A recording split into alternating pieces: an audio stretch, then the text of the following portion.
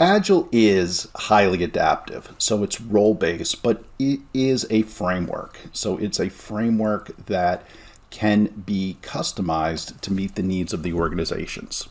So Agile is where the systems are developed using these incremental methods. So we start off with a small version of our product, and the product grows in functionality as our iterations complete. And this whole time we are getting feedback from the customer.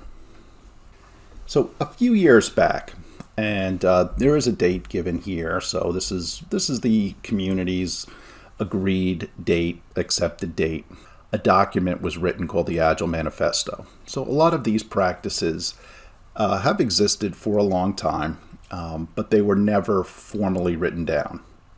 So the Agile Manifesto consists of values and it consists of principles. So right here are the values of the Agile Manifesto, and they're written this way for a reason. So we see right in the middle here, we see over, and this definitely is the middle. We have items here on the left and items on the right. We value the items on the left a little more than the items on the right. And because the items here on the left, that is where we collaborate with our customer and we learn to deliver a better solution. The items here on the right are important, no question about it. I'm sure our customer cares deeply that we continue to work with these items here, but they don't help us in creating a great solution for our customer.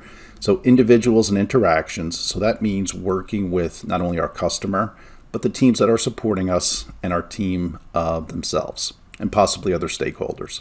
Learning how to build the best solution possible. Processes and tools, maybe it's our timesheets, maybe it's some other tool. Very important, but again, won't help us build a great solution.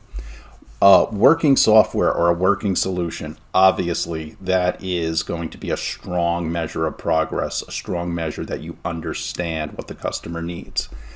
Comprehensive documentation, if we've ever been part of a project where the whole project was planned maybe 12, 18 months, maybe more, all milestones, all budgets, all teams.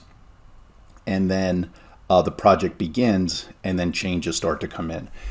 That indicates that the comprehensive documentation was a lot of wasted work. And if we think about it, it requires a lot of business forecasting, and business forecasting is very difficult.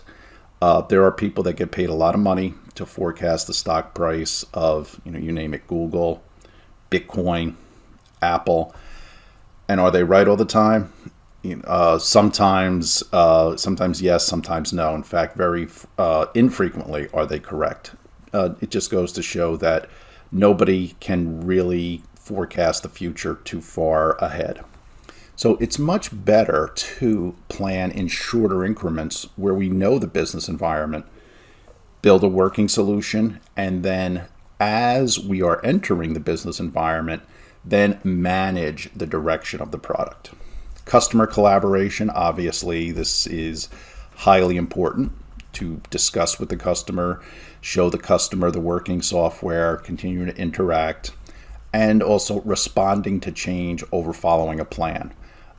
If the customer needs a change, if the business environment has changed, if there is any kind of crisis, we may not be able to proceed with our plan. So rather than following some kind of a plan that was written and a lot of estimations were put into it, let's respond to change immediately because that's what the customer needs.